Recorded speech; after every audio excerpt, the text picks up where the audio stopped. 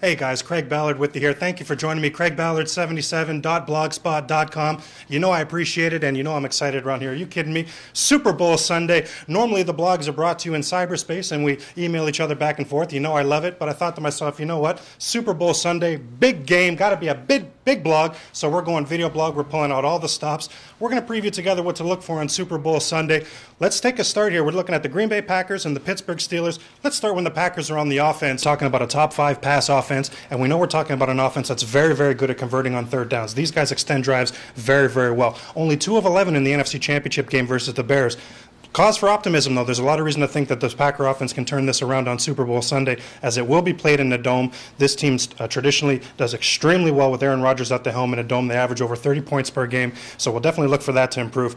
The big thing for Aaron Rodgers this year compared to last year has been the sack totals. This is a Green Bay team that's keeping him upright this year. He was dumped 50 times in 2009. I mean, significantly too much. That was all the way down to 31 this season. So getting a lot of good play. In particular, he's getting great play from his tackles. You're talking about right tackle Brian Paluga, rookie, and left tackle Chad Clifton having a Pro Bowl season for the Packers as well. The bonus there, if you keep Rodgers upright, A, he has a lot of talent, and B, a ton of talent to throw to. Let's look at one of my keys of this game, one of Craig's keys. Let's look at Greg Jennings. Let's talk about this guy. Absolute stud wide receiver. All the physical gifts you could want for a receiver. All the fundamentals. This guy is really, really big time.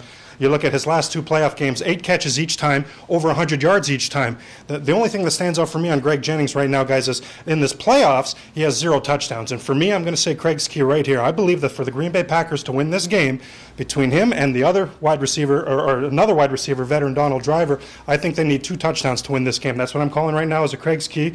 We'll look at other wide receivers as well. Donald Driver maybe slipping down the totem pole a tiny bit because Jordy Nelson has really come up lately. This guy's got a real nice chemistry going with Aaron Rodgers. He's been converting a lot of big passes for this team lately. Probably look at him as the number 2 wide receiver. And, of course, they have James Jones as well. And we know all 4 are going to be in play. This is a Green Bay offense. Aaron Rodgers, they want to spread that field. They want to spread that offense. They want to play multiple packages with multiple wide receivers. Now, if you take a look at the running game, there's another area where we've seen a change in depth chart. We remember all the way back to week 1, this Green Bay team lost Ryan Grant, their starting running back, lost him for the season. Had to go with Brandon Jackson. I think we would all agree, pretty unimpressive. In these playoffs, they've actually gone with rookie James Starks. He's actually started all 3 games in this playoffs. Pretty nice playoff story here, James Starks, from just down the street here, University of Buffalo. Again, rookie this season. In his rookie year, only 101 yards in his rookie year. I mean, nothing impressive there at all. In the playoffs, he's already up to 263 yards, so he's really been picking it up.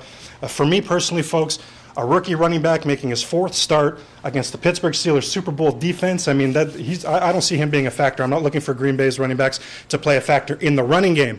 They will be very, very key, though. I'm not quite designating them as a Craig's key, but we definitely will watch these guys. If you're talking about playing against the Pittsburgh Steelers defense, then on the edges, you're talking about linebacker Lamar Woodley, and you're talking about James Harrison on the edges. You know if you're playing that Pittsburgh defense, they are blitzing, they are coming aggressive.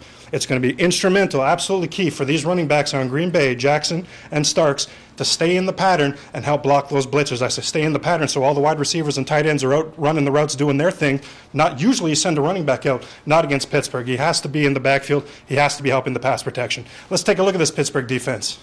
Talk about that Pittsburgh defense. We know the man at the helm is longtime defensive coordinator Dick LeBeau. I'm a big fan of Dick LeBeau, and this actually may be his last game. He may retire after the Super Bowl game, and if he does, you talk about leaving on top of your game. Wow, this guy has orchestrated the best rush defense I've ever seen. Statistically speaking, it's literally one of the best rush defenses in the history of the NFL. I'll tell you, right here, I'll call it as the best rush defense I've ever seen. 62 yards per game is what they allow, and let's put a big old only in front of that. That's only 62 yards per game this team allows on the ground, and absolutely astonishingly low number. Also number 1 in the league for sacks. Also number 1 in the league for fewest points allowed. Only 14.5 per game. Again, gaudy numbers, this Pittsburgh defense.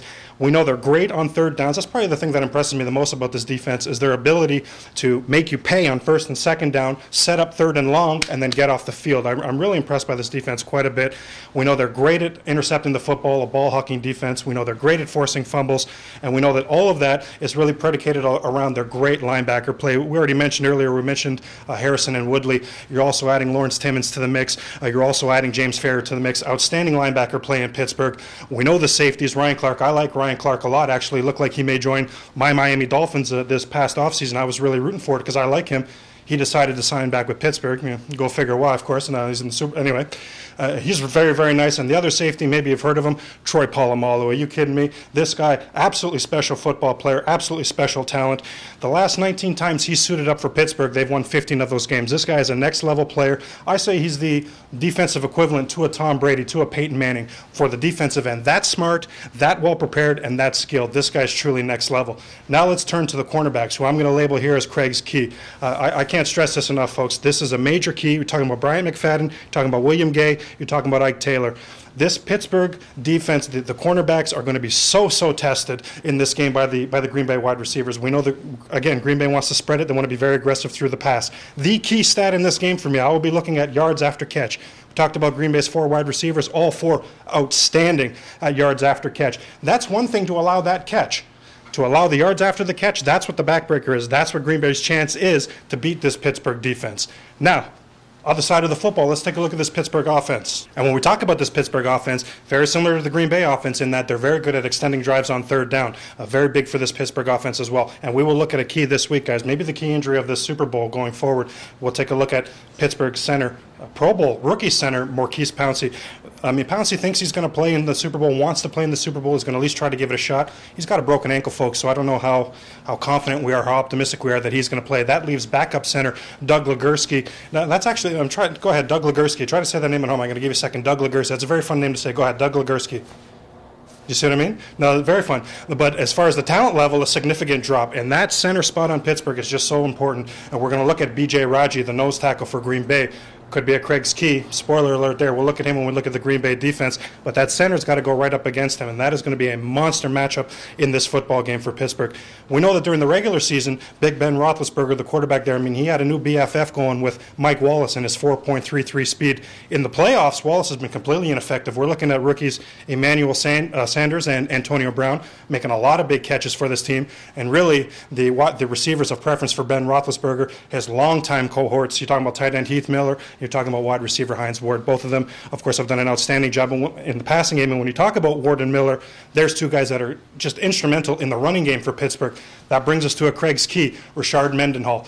Key player in this game. When I look at this Green Bay journey to the playoffs, folks, the 3 teams they've played, the running backs have averaged, and I rounded up, have averaged 15 carries per game against this Green Bay defense. The defense has been able to impose their will, impose the tempo, impose the style, and take away the opposition's running games. I look for double those carries in this Pittsburgh game in the Super Bowl. You just can't do that to Pittsburgh. There isn't down and distance. There isn't game scenario. There's nothing that's going on in that football game that makes Pittsburgh deviate from coming off their running game. That Green Bay defense wants to play nickel and dare you to run. That plays right into Pittsburgh's hand. They want to feed Rashard Mendenhall the football time and time again. That's their chance in this football game.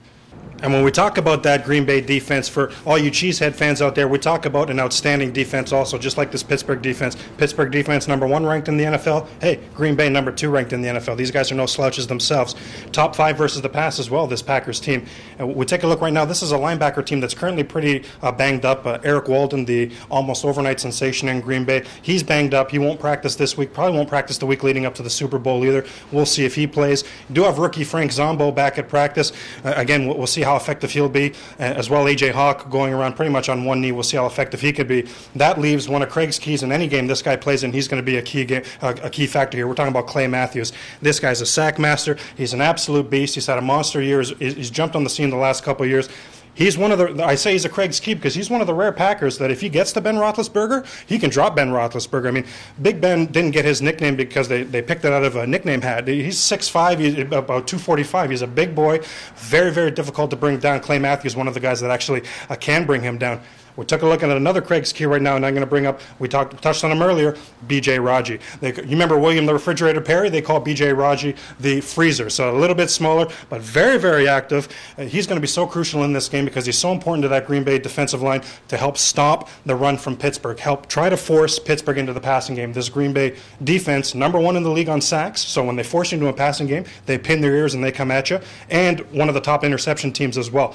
Ball hawking defense, and we know that starts on the corners. We know Rod Woodson, the 2009 Defensive Player of the Year, Charles Woodson, Charles Woodson, the 2009 Defensive Player of the Year, outstanding talent, and we know his other cornerback sort of having a coming out party this year, Tremont Williams, also doing an outstanding job. If you're the Packers, just because Mike Wallace and that 4.33 speed for Pittsburgh hasn't been instrumental in the playoffs, certainly doesn't mean that in the Dome, Pittsburgh won't be looking for him up top in this game. So that means that your safeties have to be providing that deep help. You're talking about Charlie Pepper, and you're talking about Nick Collins, have to be providing that over-the-top help, or Pittsburgh's going to burn you with that deep pass.